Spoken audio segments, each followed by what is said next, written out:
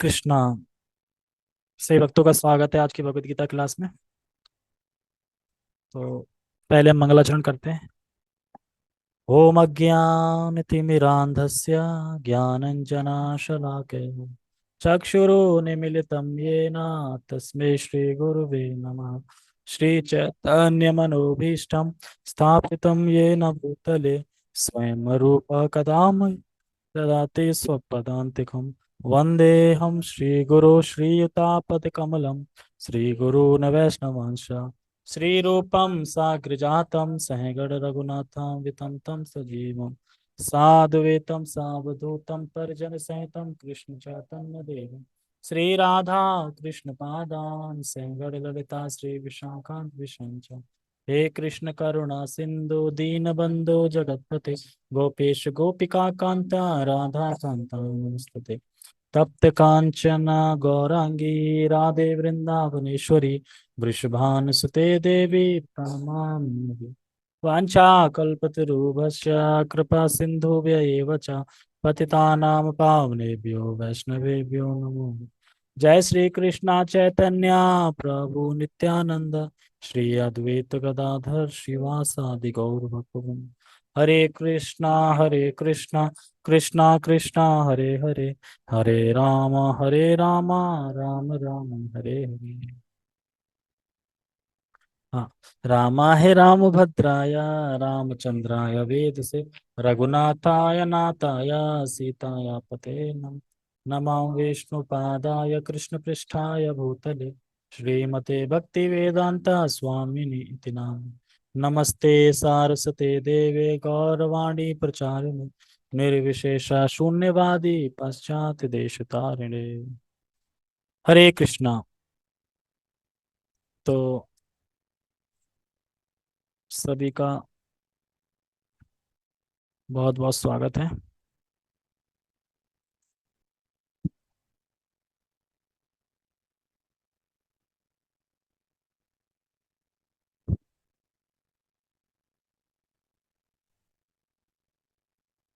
तो हम आखिरी श्लोक पे आ गए हैं धीरे धीरे। एक एक श्लोक करते करते करते 2 साल तो हो गए होंगे। आराम से हो गए 2 साल, है ना। हाँ, तो 2 साल हो गए होंगे आराम से। तो पहले से ही चल रहे थे। तो लगभग 2 दिन और समझ लो। आज जो श्लोक है 2 दिन हो जाएगा। तो पूरी भगवत गीता हम समाप्त कर देंगे। और अपने फिर अपने चैनल पे सिर्फ 5वें अध्याय से स्टार्ट है शायद। चौथा नहीं है, 5वें से है ना। यानी 4 अध्याय करना पड़ेगा फिर से, है ना। ठीक है, देखते हैं। तो ये श्लोक पूरा कंक्लूजन टाइप का है। वैसे तो पूरा अध्याय कंक्लूजन है। और अभी तक हम सुन रहे थे कि संजय जी अपना अनुभव बता रहे थे कि गीता सुन के उन्हें क्या अनुभव हो रहा है। उन्हें रोमांच हो रहा है, हर्षित हो रहे हैं, गदगद हो रहे हैं। अपना निर्णय सुना रहे हैं। मेरा मत है, जैसे भगवान बोलते हैं ना, ये मेरा मत है। ऐसे ही संजय बता रहे हैं कि मेरा मत है। किसको? धृतराष्ट्र को। कि आप फालतू में अपनी इच्छा शक्ति को खत्म मत करो। मतलब कि अपने एनर्जी मत लगाओ। कौन जीतेगा? कौन? मैं बता देता हूँ कौन जीतेगा। तो अपना निर्णय दे रहे हैं एक तरीके से कि कौन जीतेगा। तो आपको ज्यादा उसमें नहीं करनी है मेहनत। तो किस किस को याद है श्लोक? मुझे तो याद नहीं है, और किस किस को याद है? ये वाला और कौन सा? ये याद है? ठीक है। तो कौन सा याद करना था? पीछे वाला याद करना है कि आज जो सुनाया जाएगा वो याद करना? अच्छा, पहले से याद है। ठीक है, तो पहले पढ़ते हैं भगवत गीता यथारूप अध्याय 18 श्लोक क्रमांक 78। यत्र योगेश्वरः कृष्णो यत्- यत्र पार्थो धनुर्धरः तत्र श्री विजयो भूतिर् ध्रुवा नीतिर्मतिर्मम। यत्र योगेश्वरः कृष्णो यत्र पार्थो धनुर्धरः तत्र श्री विजयो भूतिर् ध्रुवा नीतिर्मतिर्मम। ठीक है, कौन सुनाएगा?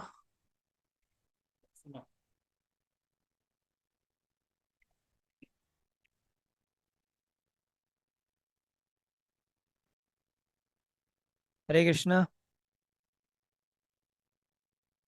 यत्र योगेश्वरः कृष्णो यत्र पार्थो धनुर्धरः तत्र श्री विजयो भूतिर् ध्रुवा नीतिर्मतिर्मम।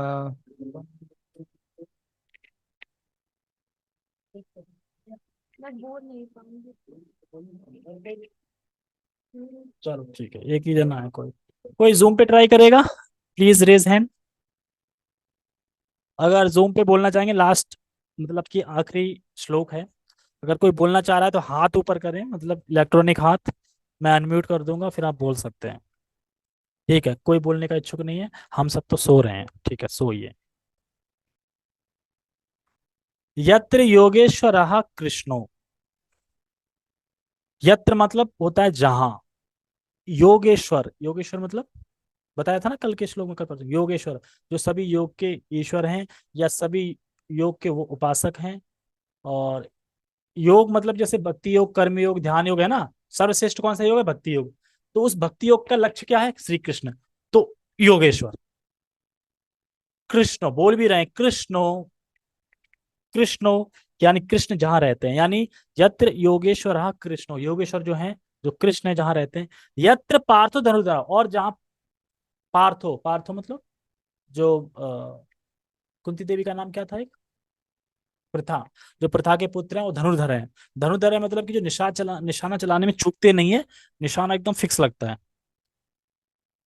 तो ये जो दो लोग जहां पे हैं, वहां क्या होता है? तत्र, वहां श्री विजयो, श्री मतलब लक्ष्मी जी रहती हैं, विजयो मतलब विजय रहती है वहां पे। और श्री विजयो, विजय रहती है वहां पे। और भूतिर ध्रुवा, जहां पर हर प्रकार का ऐश्वर्य रहता है। भूति, ध्रुवा मतलब कि अटल, जहां पे लोग अटल रहते हैं, मतलब अटल। नीतिर मतिर्मय, जहां पे सदाचार है, धर्म है। तो ऐसा मेरा मत है, मतलब कि जहाँ योगेश्वर है, कृष्ण है, जहाँ लक्ष्मी जी हैं, जहाँ विजय है, जहाँ ध्रुव मतलब वो अटल है, ध्रुव है मतलब उसका जीतना पक्का है, क्योंकि ध्रुव है। और नीतिर, जो नीति मतलब होता है कि नीति इसमें बता रहे हैं सदाचार, धर्म पालन करते हैं, सदाचार का पालन करते हैं, ऐसे लोग हैं। तो वहां पे उनकी जीत पक्की है, कोई हरा नहीं सकता। और यहाँ पे इससे पहले की लिंक बता दूं, कि लिंक में जैसे बता रहे हैं कि श्लोक का कैसे लिंक है, कि वो धृतराष्ट्र से बोल रहे हैं संजय जी। धृतराष्ट्र से संजय जी बोल रहे हैं कि ऐसा है, क्योंकि ऐसा है, इसलिए आप अपने पुत्रों के विजय की इच्छा को समाप्त कर दीजिए। तो धृतराष्ट्र बोले क्यों? क्योंकि यत्र योगेश्वर कृष्णो यत्र पार्थो धनुर्धरा तत्र श्री विजयो भूतिर ध्रुवा नीतिम मतिर्ममा। ठीक है, यानी इसलिए त्याग दो इच्छा के आपके पुत्र जीतेंगे, क्योंकि वहां पे कृष्ण है। सबसे बड़ी चीज क्या है? कृष्ण है। जैसे हम पहले अध्याय में पढ़ते हैं कि जब दुर्योधन देख रहा था ना, देखिए, किसको दिखा रहे थे? द्रोण को और पितामह भीष्म को दिखा रहे थे ना, ये वो है, देखो वहां पे भीष्म है, वहां पे ये है, वहां पे वो है, यहाँ पे अर्जुन है। कृष्ण दिखाई नहीं दिया उसको कि कृष्ण है वहां पे। कृष्ण दिखाई दिया? उसने नाम लिया कि कृष्ण है वहां पे? वो तो ग्वाला है ना, वो तो रथ चलाने वाला है, उनसे क्या होगा? और बाद में जब पूरी गीता समाप्त हो रही है, तो कौन उभर के निकल के आ रहा है? कौन है यहाँ पे? कृष्ण। तब हाइड रहे कृष्ण, वो तो पार्थ साथ पार्थ थे, लेकिन यहाँ क्या हाईलाइट कर रहे हैं संजय जी? कृष्ण है वहां पे, यानी मैन कृष्ण ही थे। कृष्ण जिधर होते हैं, देखो जहां भक्त होते हैं, अर्जुन जैसे, युधिष्ठिर जैसे, भीम जैसे, तो वहां पे कृष्ण भी होते हैं। कृष्ण होते हैं तो फिर लक्ष्मी भी होती है वहां पे। लक्ष्मी होती है तो वहां पे नीति भी होती है, धर्म भी होता है वहां पे, सब होता है वहां पे, विजय भी होती है फिर वहां पे। तो अभी युद्ध शुरू नहीं हुआ है, सिर्फ खाली शंख वगैरह बज चुके थे, और अभी गीता चल रही थी। अब लास्ट में संजय क्या कह रहे हैं कि मुझे साफ साफ दिखाई दे रहा है, मेरा मत है कि जीतेगा कौन। यानी युद्ध शुरू होने से पहले ही बता दिया था संजय ने कि जीतेगा कौन। युद्ध तो नहीं हुआ ना, युद्ध तो गीता के बाद होता है ना शुरू। तो गीता का लास्ट श्लोक में तो बोल रहे हैं ना संजय, कि मेरा मत है कि ये जीतेंगे। आप छोड़ दो विचार। धृतराष्ट्र को पहले ही बता दिया, पहले ही बैड न्यूज दे दी गई थी धृतराष्ट्र को कि आपके बच्चे हारेंगे, फिर भी उसने युद्ध नहीं रुकवाया। अभी तो शुरू नहीं हुआ था ना, रुकवा सकता था ना कि कृष्ण है उधर, लेकिन नहीं। यानी सभी अपने बच्चों को मरवा दिया धृतराष्ट्र। और फिर बाद में कह रहा है पुत्र मारे गए सारे, पुत्र मारे गए। फिर भीम को मारना चाह रहा था कि भीम ने ही सारे मेरे पुत्रों को मारा है। और हम इस श्लोक से देखते हैं कि कृष्ण जहाँ है, इसमें कृष्ण को बल दो कृष्ण के नाम पे, कि कृष्ण ने कितनी सहायता करी युद्ध में। हम सोच नहीं सकते इतनी सहायता करी है कृष्ण ने, कि इतनी सहायता तो कोई नहीं कर सकता। जब प्रतिज्ञा ले ली थी अर्जुन ने कि मैं, क्या नाम था उसका, उसका भाई था सालत, नाम क्या था उसका, जयद्रथ। जयद्रथ को मारने का जब संकल्प ले लिया था, प्रतिज्ञा ले ली थी, मैं अग्नि में प्रवेश कर जाऊंगा। मान लो कि पहले तो सबसे बड़ा भगवान ने चमत्कार किया कि सूर्य को डुबो दिया शाम। मान लो अगर सूर्य को नहीं डुबोया होता, अगर अर्जुन ने मार भी दिया होता तो अर्जुन उल्टे खुद मर जाते। क्योंकि श्राप क्या था कि जो मारेगा गर्दन उड़ाएगा उसकी मृत्यु हो जाएगी।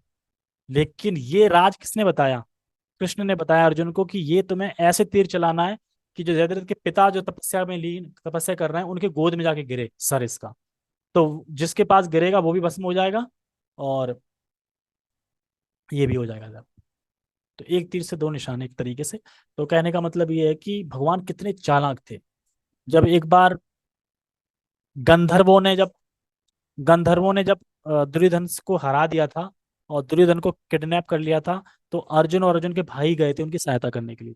तब दुर्योधन बड़ा खुश हुआ था, भाइयों मांगो क्या चाहिए, राज्य चाहिए, कितना चाहिए, पूरा चाहिए, पूरा दे देता हूँ बोलो। कह रहे नहीं अभी कुछ नहीं चाहिए, मेरा कर्तव्य था, धर्म था, मेरे भाइयों मैंने आपको बचाया, समय आएगा तो देख लूंगा, मांग लूंगा। उसके बाद फिर किसने याद दिलाया, भगवान याद दिलाया कि जाओ 5 बाण मार के बाण मांग के लाओ। और हालांकि दुर्योधन वहां भी बोलता है, बताओ क्या चाहिए आपको, आप वो वर मांगने आए हो ना, बताओ क्या चाहिए, राज चाहिए, अभी ले लो राज। जानता था कि राज अभी दे दूंगा और कल बांट रखेंगे 5 मेरे पास, मर जाएंगे तो फिर मेरा हो जाएगा। हाँ चालाक बोल रहा है। लेकिन अर्जुन क्या बोलते हैं, वो तो मैं युद्ध करके ही लूंगा, लेकिन अभी मुझे बांट चाहिए 5। और दुर्योधन दे भी देता है। यानी उस टाइम की शत्रुता कैसी थी, जब रणभूमि में है तब शत्रुता थी, तब रणभूमि के बाद गले मिल रहे हैं, साथ में खाना खा रहे हैं, सब कुछ ऐसे करके। ऐसा कुछ नहीं, ऐसे लड़ाई होता था, ऐसा नहीं है वो उनके कच्छ में जा रहे हैं, वो उनसे बात कर रहे हैं, उनसे रहे हैं, और जैसे सुबह शंख बज गया शत्रु बन गए और तीर चला रहे हैं एक दूसरे पे। तो वो नीति से युद्ध होता था, ऐसे नहीं है कि अंदर से कोई मैल होता था वैसे। वो उनका धर्म था, क्षत्रिय क्षत्रिय थे तो युद्ध कर रहे थे इस तरीके से। हालांकि दुर्योधन के मन में तो था, लेकिन मन में था तो वो ये भी तो हो सकता था कि कौन सा वो, मैं नहीं मानता हूँ, कौन सा वरदान, मैं कुछ नहीं दे रहा, भूल गया सब, ऐसे बोल सकता है ना। लेकिन नहीं, उसने दिया ना। तो क्षत्रिय उसके पक्के थे कि जो वो उसे बोल देते थे वो करते थे। लेकिन हर चीज नहीं करते थे, लेकिन करते थे फिर भी। तो सब ये तो सब भगवान का वो था, खैर इस तरीके से। ठीक है, टेक्स्ट पढ़ते हैं।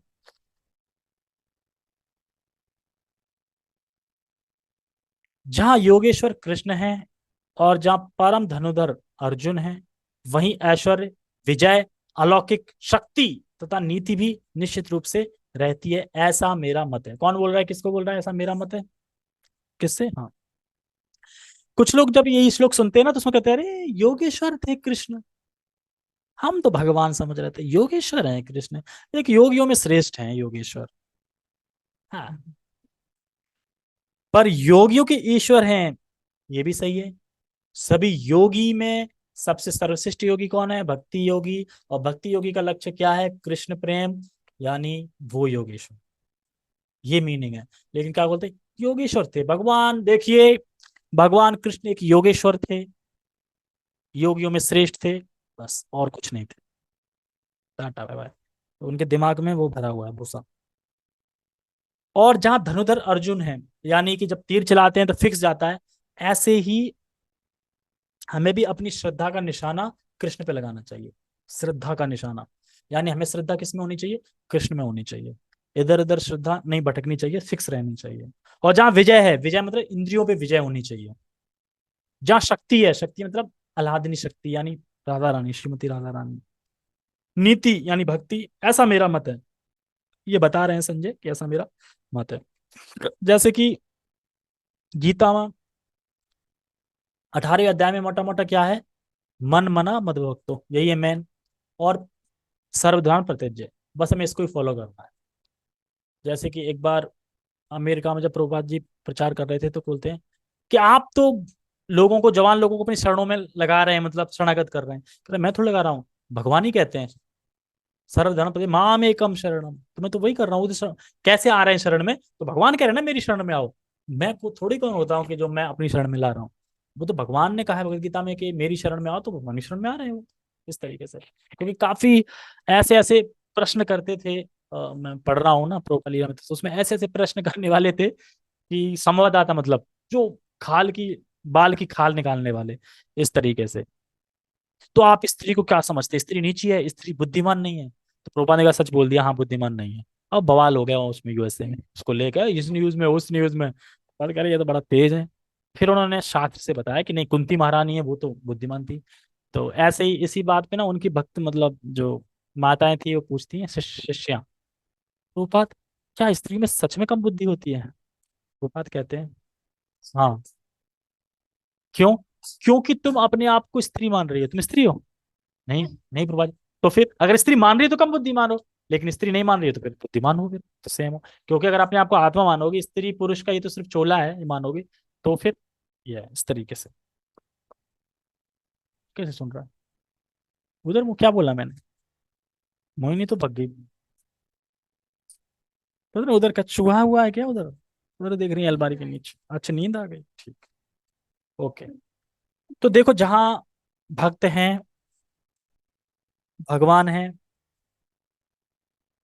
तो वहां पे हर चीज है, और हर चीज है तो वहां पे विजय भी है। मतलब कि जब हम महाभारत देखते हैं, सुनते हैं, तो हम समझते हैं कि भगवान कितने तुले हुए थे अर्जुन को जिताने के लिए। तुले हुए थे मतलब कि किस किस तरीके से वो है कि पार्थ सारथी बन गए, मतलब ये आगे आएगा कि पार्थ सारथी बन गए, मतलब कि वैराग्य। यानी लोग बोलेंगे अरे तुम राजकुमार हो, छत्री हो, तुम नौकर बन गए उसके। फिर भी भगवान को कोई फर्क नहीं पड़ता, जो बोल रहा है बोलने दो, यानी वैराग्य। फिर आदान प्रदान कैसे होगा, आनंद कैसे आएगा ना? भगवान तो सबको एकदम भस्म कर, ऐसे खत्म कर दें सब, तो एकदम फिर उत्पन्न कर दे, वो तो इच्छा शक्ति में से कुछ भी कर सकते हैं। लेकिन आनंद तो हम लेना चाहते हैं ना जगत में, इसलिए जगत बनाया गया है। लेकिन बनाया इस कंडीशन में गया है कि एक बार ऊग आग के जाना, फिर वही है भगवान के पास। और अर्जुन कौन है? नर के अवतार भी माने जाते हैं, नर नारायण में नर। तो भक्त हो गए मैन, और इधर भगवान हो गए, तो ये यानी ये दोनों जहां होते हैं वहां विजय होती है। और क्योंकि भगवान होते हैं तो वहां पे फिर लक्ष्मी भी होती है, क्योंकि उनके वक्षस्थल पे लक्ष्मी जी रहते हैं। ध्रुव नीति मतलब कि धर्म पालन होगा और कोई वर्ण संकर नहीं होगा। धर्म के पथ पर अटल रहेगा व्यक्ति। जैसे कि हम देखते हैं कि जहां कहीं भी युद्ध होता है तो युद्ध के बाद महामारी फैल जाती है, बड़ा दिक्कतें होती है, बाद में तहस नहस हो जाता है। लेकिन इस युद्ध के बाद क्या समृद्धि बढ़ेगी, और धर्म बढ़ेगा, धर्म सब अटल रहेंगे। ऐसा नहीं है कि वर्ण संकर हो जाएगा, जैसे शुरू शुरू में अर्जुन बोल रहे थे ना, वर्ण संकर फैल जाएगा, ये हो जाएगा, हमें कहीं कहीं कुछ हमें प्रॉफिट नहीं दिख रहा है। तो भगवान ये कह रहे हैं कि इस युद्ध के बाद और समृद्ध होगा, धर्म होगा, और पूरे विश्व के विश्व में धर्म होगा, पूरे विश्व के राजा होंगे। कौन? राज का भोग करेंगे युधिष्ठिर महाराज। तो ये भी बता रहे हैं इसमें। पर शास्त्र का उपदेश है कि, मतलब कि गीता को कुछ लोग ये भी कहते हैं कि गीता लड़ाई करवाती है हमें। गीता लड़ाई नहीं कराती, क्योंकि गीता का उपदेश क्या है? मन मना मद भक्तो और सर्वधर्म परित्यज्य, ये है गीता का उपदेश। लेकिन एक दृष्टि से जो वर्णाश्रम धर्म है, उसकी जो कार्य हैं, वो भी मतलब चलते रहें। वो चलते रहेंगे तो धीरे धीरे सिस्टमेटिक लाइफ चलती रहेगी, मतलब संसार चलता रहेगा। तो उसी में क्षत्रिय का कर्तव्य क्या है? युद्ध करना है ना, तो इसलिए युद्ध किया। और वो भी जब भगवान बोलते हैं कि समझा देते हैं सारी गीता, तो लास्ट के श्लोकों में बोलते हैं ना कि करश्य वचनम तवा। ये तो नहीं बोलते ना करश्य युद्धम तव। ये तो नहीं बोलते ना अर्जुन कि मैं अब युद्ध करूंगा।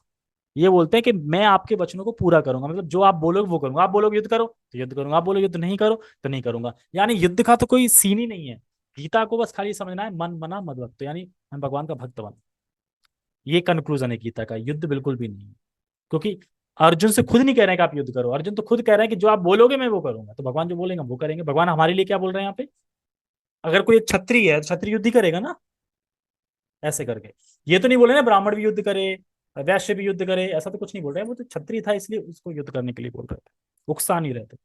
तो 18वें अध्याय का यही निष्कर्ष है कि भगवान की शरणागत किस भाव से भगवान से बोलना चाहिए कि हम देखो अनादिकाल से भगवान, अनादिकाल से हम आपको भूलने का मतलब कि अनादिकाल से आपको हम भूले हुए हैं, भूले हुए थे, और बहुत प्रयास किया फिर भी हम आपको समझ नहीं पाए, भूले हुए थे। लेकिन अब मैं प्रयास करके आपको समझ पाया हूँ, और अब मैं आपके चरणों में आया हूँ, आपके शरणागत हो रहा हूँ, आप मुझे स्वीकार कीजिए। तो भगवान तुरंत स्वीकार कर लेते हैं सारा कुछ पाप आप भूल भाल के। क्यों? क्योंकि सबसे बड़ी कठिनाई यही है कि हम भगवान को भूल के इस संसार को भोगना चाहते हैं। और जब हम भगवान से यही बोल दें कि अरे मैं बेवकूफ था, मैं माफी मांगता हूँ, मैं पापी था, मैं आपको भूल के संसार में लगा था, अब मैं आपके पास आ गया हूँ, मुझे स्वीकार कीजिए, तो भगवान तुरंत स्वीकार कर लेते हैं, सारा पाप हटा दे। इसीलिए कहते हैं सर्वधर्मान् परित्यज्य मामेकं शरणं, अहम त्वं सर्व पापेभ्यो मोक्षयितुं मा शुचः। क्यों? क्योंकि सबसे बड़ी चीज है ऐसे करके। तो 18वें अध्याय का यही निष्कर्ष है पूरे गीता का, कि युद्ध करना निष्कर्ष नहीं है। निष्कर्ष निष्कर्ष क्या है? मन मना मद भक्तो मद्याजी माम नमस्करो। ये भी श्लोक याद कर लेना, अच्छा है। और सर्वधर्मान् परित्यज्य मामेकं शरणं व्रज, दो श्लोक हैं, यही उपदेश है पूरे भगवत गीता का। मन मना मद भव भक्तो मद्याजी माम नमस्करो, भव भद भक्त ऐसे करके। हाँ इसमें है ना, इसी अध्याय में ही तो है। हाँ तो इसमें देख लेना रहेगा, ठीक है। तो हम श्रील प्रभुपाद जी तात्पर्य, तो इसमें वही चीजें रिपीट आएंगी जो कि ऑलरेडी भगवत गीता में बता दी गई है पहले, ठीक है। तो लंबा तात्पर्य है तो हम पढ़ेंगे थोड़ा फास्ट, और जहां तक समझना है उसके बाद समराइज किया है प्रभुपाद जी ने। जब इस श्लोक को समझाने के बाद समराइज किया है पूरी गीता को कि गीता में क्या क्या बताया गया, और बताने के बाद मुख्य संदेश क्या है, यानी पूरा भगवत गीता का सार क्या है तरीके से, ठीक है। भगवत गीता का शुभारंभ धृतराष्ट्र की जिज्ञासा से हुआ, मेरे तथा पांडव के पुत्रों ने क्या किया, ठीक है। वह भीष्म, द्रोण तथा कर्ण जैसे महारथियों की सहायता से अपने पुत्रों की विजय के प्रति आशावान था। उसे आशा थी कि विजय उसके पक्ष में होगी। लेकिन युद्ध क्षेत्र के दृश्य का वर्णन करने के बाद संजय ने राजा से कहा, आप अपनी विजय की बात सोच रहे हैं, लेकिन मेरा मत है कि जहां कृष्ण तथा अर्जुन उपस्थित हैं वहां संपूर्ण श्री होगी। उसने प्रत्यक्ष पुष्टि की कि धृतराष्ट्र को अपने पक्ष की विजय की आशा नहीं रखनी चाहिए, क्योंकि धृतराष्ट्र अपने मन में ये इच्छा बनाए रखे थे कि जीत जीत मेरी होगी। मेरी तरफ पितामह भीष्म है, द्रोण है ना, ये अश्वत्थामा है, ये सब लोग हैं तो मेरी जीत होगी। लेकिन संजय ने सारा देख के भान के बता दिया कि आप फालतू में आशा मत रखो अपने हृदय में कि जीत आपके पुत्रों की, क्योंकि जीत जहाँ कृष्ण है, जहाँ अर्जुन है, जहाँ भक्त हैं, जहाँ श्री है, विजय वहीं होगी। पहले ही घोषणा कर दी, पहले ही पुष्टि कर दी थी। तो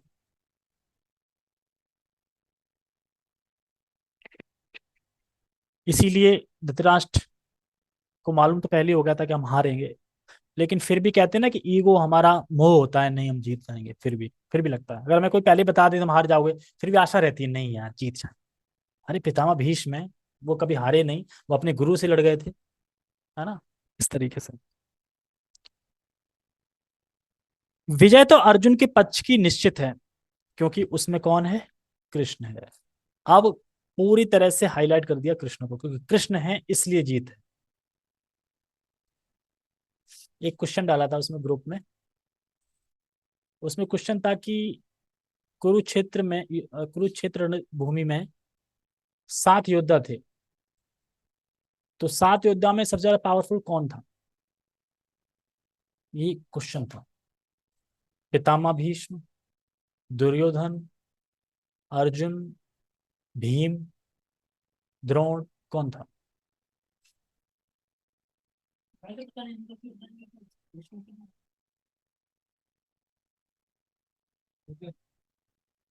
अर्जुन, अर्जुन ताकतवर थे, सोच समझ के बोलो। अर्जुन क्यों बोला आपने ये बताओ। हम्म बाकी लोग जब बाकी भीम भगवान के साथ नहीं है क्या?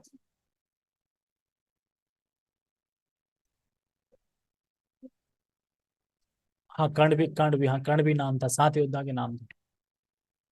तो राइट आंसर तो अर्जुन है, जैसा अभिषेक ने बताया। लेकिन राइट आंसर अर्जुन इसलिए क्योंकि उसमें प्रश्न सुनो, पहले प्रश्न समझो, प्रश्न क्या है, रणभूमि में। तो रणभूमि में पावरफुल तो अर्जुन ही है। अगर रणभूमि से हटा दो तो फिर भीष्म। समझ गए ना, वैसे भीष्म है, लेकिन रणभूमि में क्यों?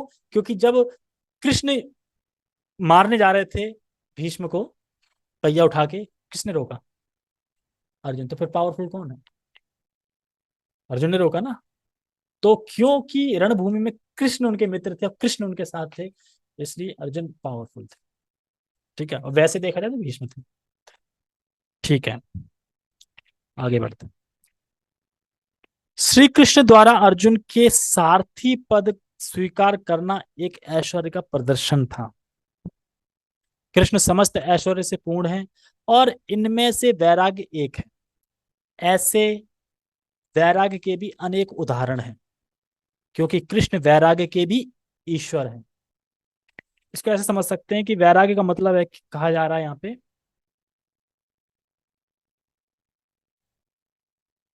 कि भगवान कृष्ण क्षत्रिय थे और एक तरह से राजकुमार भी थे। तो अगर कोई बोले अरे आप क्षत्रिय हो, राजकुमार हो, आपने कैसी, मतलब सारथी बन गए हो, मतलब रथ हाँकोगे क्या है?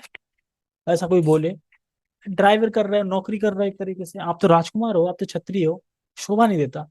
तो ऐसा जो बोल रहे हैं उनकी ओर वो बोलने दो, उनसे कोई फर्क नहीं पड़ रहा है, यानी वैराग्य। वैराग्य समझ गए ना, अटैचमेंट नहीं, बोल रहे बोलने दो, नो मतलब कोई मतलब नहीं, इग्नोर एक तरीके से। तो ये वैराग्य का सूचित है। और बताते हैं कि भगवान अगर कोई भी कार्य करते हैं, चाहे वह नीचा हो, छोटा हो या बड़ा हो, उससे क्या होता है, वो फेमस होते हैं। मतलब कि फेमस को क्या कहेंगे हिंदी में, प्रसिद्ध होते हैं। पार्थ सारथी बने तो आज तक गा रहे हैं ना लोग, राधा पार्थ सारथी, भगवान पार्थ। पार्थ मतलब जो पार्थ हैं अर्जुन, उनके सारथी बने, पार्थ सारथी, तो प्रसिद्ध हो गए ये तो। यानी भक्त वत्सल, कितने भक्तों को कितना प्रेम करते हैं, बताओ, ड्राइवर बन गया उनका, तो ये तो प्रसिद्ध हो गया ना। तो यानी भगवान जो भी कोई भी कार्य करते हैं उसमें सिर्फ प्रसिद्ध होते हैं। जैसे रण छोड़ के जब भाग गए थे, तो ये तो बड़ा नाक कटाने वाली बात है ना। क्षत्रिय होके युद्ध से पलायन कर गए तो ये तो डूब के मर जाना चाहिए, इस तरीके। लेकिन भगवान की पूजा कर रहे हैं लोग, उसी मंदिर बना के उसी से। तो भगवान प्रसिद्ध होते हैं हर चीज में, हम करेंगे तो हम प्रसिद्ध नहीं होंगे, भगवान प्रसिद्ध होते हैं। और कितना भक्त से प्रेम करते हैं कि उनकी पीठ पे जब वह पैर से टच करते थे कि इधर चलो, राइट लेफ्ट, तो पैर मारते थे। अब बताओ भगवान को पैर मार रहे हैं, तो इस तरीके से। तो ये चीज हमें समझनी चाहिए कि भगवान प्रेम के लिए करते हैं। युद्ध तो वास्तव में दुर्योधन तथा युधिष्ठिर के बीच था। राजा राजा थे ना दोनों तरफ।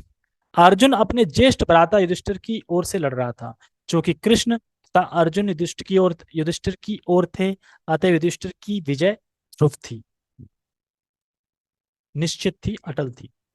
युद्ध को यह निर्णय करना था कि संसार पर शासन कौन करेगा। रूपा जी इसमें बताते हैं, 18 दिन पहले युधिष्ठिर महाराज कहाँ घूम रहे थे, वन में घूम रहे थे, मतलब जंगलों में। और भगवान ने 18 दिन के अंदर ही उनको पूरे विश्व का राज दे दिया।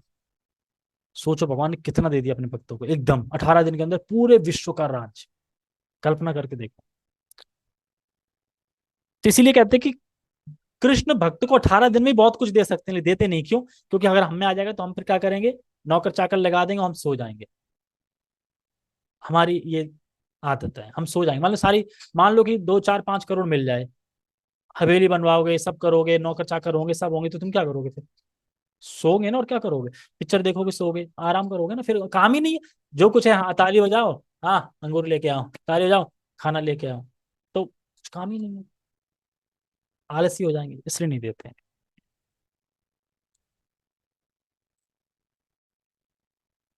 यानी निर्णय करना था कि संसार पर शासन कौन करेगा।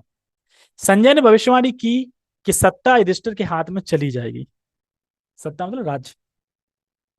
यहां पर इसकी भी भविष्यवाणी हुई है कि इस युद्ध में विजय प्राप्त करने के बाद युधिष्ठिर उत्तरोत्तर समृद्धि करेंगे। मतलब युद्ध के बाद ऐसा नहीं है कि बर्बादी हो गई, महामारी हो गई, दिक्कतें हो रही हैं, लोग चिल्ला रहे हैं, दुखी हैं, ऐसा कोई नहीं, समृद्धि करेंगे और उल्टा मतलब लोग फल फूलेंगे फलेंगे अच्छे से रहेंगे। जैसे कि जब भरत के काल में वहां की प्रजा जब तक चाहे मगर मरना ना चाहे तो मरेगी नहीं, ऐसे थी। इतना राज्य पे इस प्रकार शासन कर रहे थे, प्रजा इतनी खुश थी, इतना व्यवस्था टच थी, टू मच थी कि लोग चाहेंगे हाँ मैं मर जाऊं तो मरेंगे, और वो चाहे तो मुक्त ना हो तो मुक्त नहीं होंगे, वहीं रहेंगे इस तरह। क्योंकि सारे धर्म आचरण करते थे भरत महाराज, जैसे युधिष्ठिर महाराज करते थे वैसे ही, या फिर जैसे भरत महाराज कर रहे थे वैसे युधिष्ठिर महाराज कर रहे हैं। तो वहां पे देवता इतने प्रसन्न थे, और कहते हैं ना सभी चीज देवताओं से मिलती है। देवता इतने प्रसन्न थे कि देवता जो आप चाहोगे देवता करने को तैयार थे, इसीलिए समृद्धि करेंगे वो। कहाँ पे थे? हाँ, समृद्धि करें, क्योंकि वे न केवल पुण्यात्मा तथा पवित्र आत्मा थे, अपितु वे कठोर नीतिवादी थे। नीतिवादी का मतलब है, मतलब धर्मात्मा थे, धर्मपरायण थे, और जैसे भरत महाराज थे। तो राज्य में जो मरना नहीं चाहता था वो नहीं मरेगा, जो मुक्ति नहीं चाहता था वो मुक्ति नहीं मिलेगा, इस तरह जो मैंने बता दिया आपको।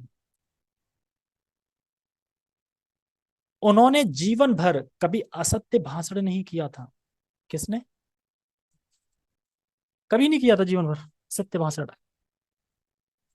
नहीं करा था। सत्य भाषण करा होता तो झलक नहीं, हाँ बोला गया था पर करा नहीं था वो। उन्होंने स्पष्ट बताया था, नरोवा नरोवा, नर नहीं था।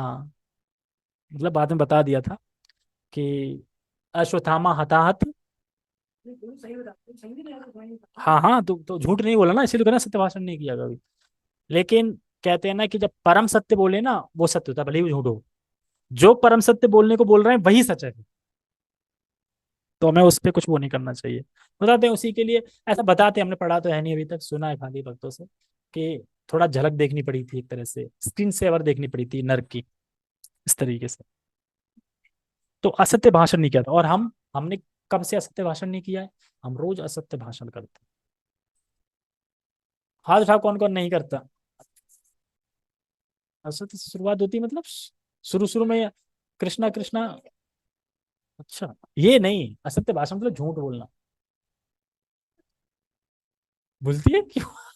क्यों बोलती है भाई? आपको ही मतलब क्या, ऐसा बिजनेस है जिसमें बोलना पड़ता है? ठीक है, आप अपने झूठ बताओ, कहाँ कहाँ झूठ बोलते हैं? मैंने झूठ बोला, सर ससुराल में किसी की डेथ हो गई है, छुट्टी चाहिए। ऐसे झूठ। मतलब कहने का ये कि हमारे असत्य भाषण ही होते हैं, ठीक है, सत्य नहीं होते। ठीक है, अब मैं बुलवाना नहीं चाहता कि क्या क्या असत्य बोलते हैं, वो सबको पता है क्या क्या सत्य बोलते हैं, लेकिन असत्य भाषण है अपने, कहने का मतलब ये। ठीक है, ऐसे अनेक अल्पज्ञ व्यक्ति हैं, कम बुद्धिमान, जो भगवत गीता को युद्ध स्थल में दो मित्रों की वार्ता के रूप में ग्रहण करते हैं। क्या ग्रहण करते हैं?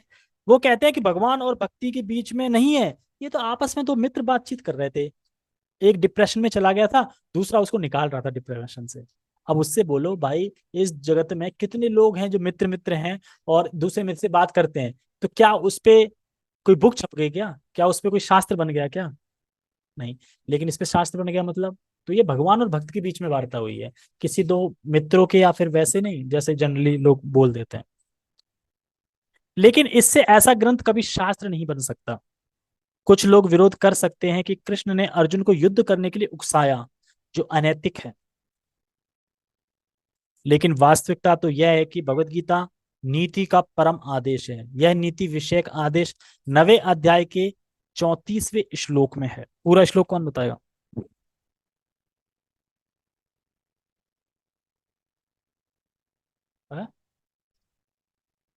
34वें श्लोक में है, जैसे कि इसमें बता रहे हैं,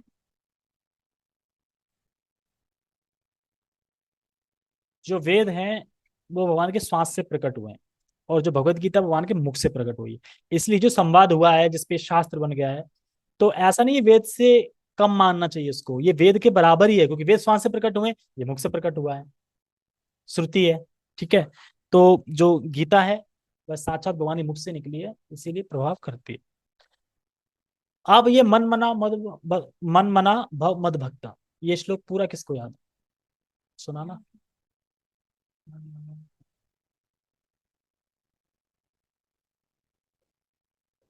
नहीं, ये 18वें अध्याय का है, 9:34 का।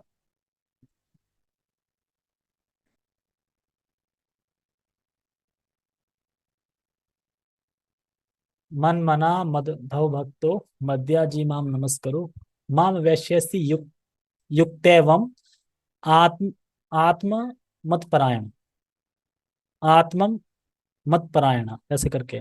मतलब कि अपना मन मुझ में लगाओ, मेरी भक्ति करो, मेरी पूजा करो, और मेरा गुणगान करो, और मुझे प्रणाम करो। माम वैश्यसि युक्तम, इस तरीके से आप मुझ में युक्त हो जाओगे, युक्तम आत्म परायणम, और मेरे पास आओगे। इस तरीके से है श्लोक पूरा। और वैसे वो भी ठीक है, दोनों का मीनिंग एक ही है, श्लोक का अलग नहीं है। तो युद्ध करना उद्देश्य नहीं है, यहाँ बता रहे हैं। कुछ लोग कहते हैं ना कि भगवत गीता तो अनैतिक सिखाती है, युद्ध कराती है, लड़ाई करवाती है, घर में झगड़ा करवाती है। बताओ किस किस के घर में गीता है और वहां लड़ाई हो रही हो, या फिर जिस घर में गीता नहीं है तो बताओ कहाँ शांति है। जैसे एक ऑफर आया था, मतलब कोई भक्त हैं जो कि सेवा कर रहे हैं गुरु महाराज के स्मृति में। श्रीमद् भागवतम का सेट कितने का आ रहा है अभी? 9,000 का कुछ है, लेकिन वो भक्त दे रहे हैं 4,000 में। चैतन्य चैतन्यमृत का सेट आता है 2,200-2,500 में कुछ, और वो दे रहे हैं 1,200 में। तो मैंने एक चैतन्य, क्योंकि चैतन्य चैतन्यमृत नहीं है ना अपने पास, तो एक सेट का ऑर्डर दे दिया। अब बताओ, हाफ रेट से भी कम, 9,500 का भागवतम सेट 18 बुक का 4,000 में। तो वो सेवा कर रहे हैं ना, किस तरीके, किसी ने किस तरह से गुरु महाराज के उसमें कर रहे हैं। अब देखो कब मिलेगा, हाथ में कब आएगा, ये देखते हैं। तो क्योंकि हम कभी ना कभी तो पढ़ेंगे, चैतन्य चैतन्यमृत तो होना चाहिए। चैतन्य चैतन्यमृत तो उसमें जो पढ़ेंगे इसमें आनंद आएगा। ठीक है, तो क्या समझे? भगवत गीता अनैतिकता नहीं सिखाती है। भगवत गीता का उद्देश्य यह है, मन मना भगवत भक्त। मनुष्य को कृष्ण का भक्त बनना चाहिए, और सारे धर्मों का सार है कृष्ण की शरणागति। शरणागति का मतलब क्या है? शरणागति मतलब है कि माला कर रहा है, सेवा कर रहा है, प्रसाद पा रहा है, और ये सब शरणागति में ही आते हैं। मतलब कि जो अनुकूल है ना, बताया था ना श्लोक 18 18 में आया था ना, 1866 में। अनुकूल से संकल्प है, वही शरणागति के लक्षण है। 6 लक्षण बताए थे ना। कृष्ण को ही वो मानना कि वही हमें पालन करने वाले हैं।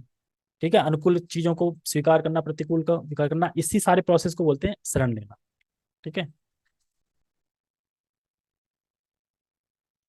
तो सर्वधर्मान प्रतिज्ञा मामेकम शरणम व्रज बताया था उसमें। भगवत गीता का आदेश धर्म तथा नीति की परम विधि है। अन्य सारी विधियां भले ही शुद्ध करने वाली तथा इस विधि तक ले जाने वाली हों, लेकिन गीता का अंतिम संदेश समस्त नीतियों तथा धर्मों का सार वचन है। कृष्ण की शरण ग्रहण करो या कृष्ण को आत्मसमर्पण करो, यह 18वें अध्याय का मत है। दो चीजें इसमें। वर्णाश्रम के नियम का अगर पालन करते हैं हम, पालन करना चाहिए, अच्छी बात है। इससे क्या होगा? हृदय शुद्ध होगा, और हृदय शुद्ध होगा तो अच्छी बात है। पर इन सब का कंक्लूजन क्या है हृदय शुद्ध करने के? क्यों कर रहे हैं हृदय शुद्ध? अगर हम वर्णाश्रम के नियम पालन कर रहे हैं हृदय शुद्ध करने के लिए, तो इनका कंक्लूजन क्या है? कंक्लूजन यही है कि व्यक्ति कृष्ण के शरणागत हो। मान लो कि वर्णाश्रम के नियम पालन कर रहे हैं, हृदय शुद्ध कर रहे हैं, लेकिन शरण में चले गए माया के में, है ना, तो फायदा क्या फिर? तो कृष्ण की शरण में जाना, और मैं कृष्ण आपका हूं और मुझे आपकी सेवा करनी है, इस तरीके से। भगवत गीता से हम यह समझ सकते हैं कि ज्ञान तथा ध्यान द्वारा अपनी अनुभूति एक विधि है, लेकिन कृष्ण की शरणागति सर्वोच्च सिद्धि है। यानी ज्ञान योग, ध्यान योग, आत्मा की अनुभूति हो जाती है ज्ञान योग से, अ, अपनी अनुभूति, और ज्ञान योग से मतलब ज्ञान पता चल जाता है, और ध्यान योग से आत्मा की अनुभूति हो जाती है, परमात्मा की अनुभूति हो जाती है। पर भगवान की अनुभूति सिर्फ भक्ति द्वारा होती है, बताना चाह रहे हैं। क्योंकि इसमें बहुत सारे योग बताए गए हैं ना, ध्यान योग, कर्म योग, ज्ञान योग, अष्टांग योग, लेकिन इन सबसे परमात्मा तक तो अनुभूति हो सकती है, लेकिन भगवान की अनुभूति सिर्फ भगवान की भक्ति से ही होगी। इसलिए कहते हैं, कौन सा श्लोक है वो?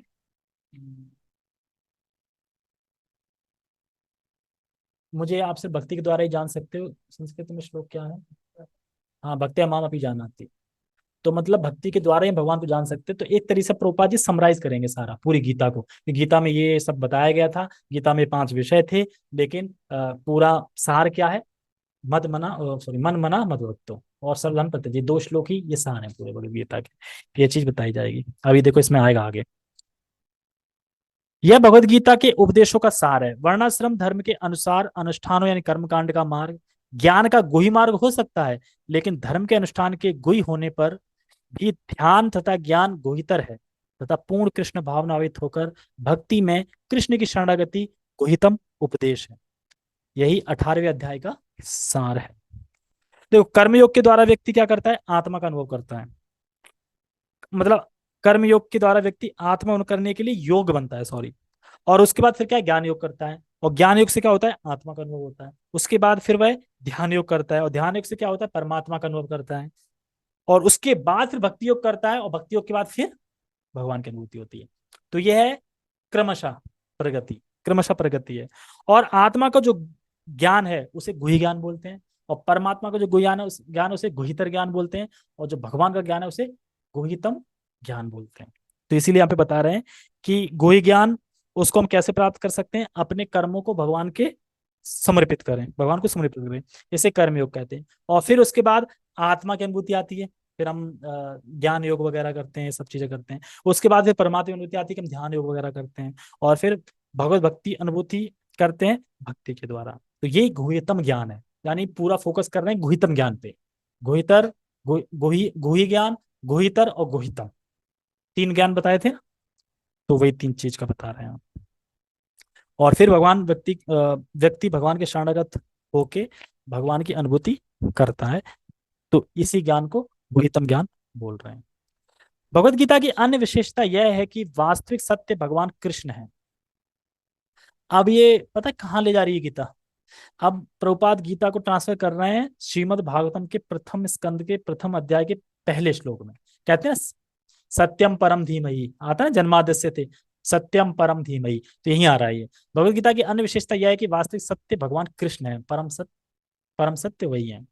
परम सत्य की अनुभूति 3 रूपों में होती है। ये भी किसका श्लोक है? भागवतम का।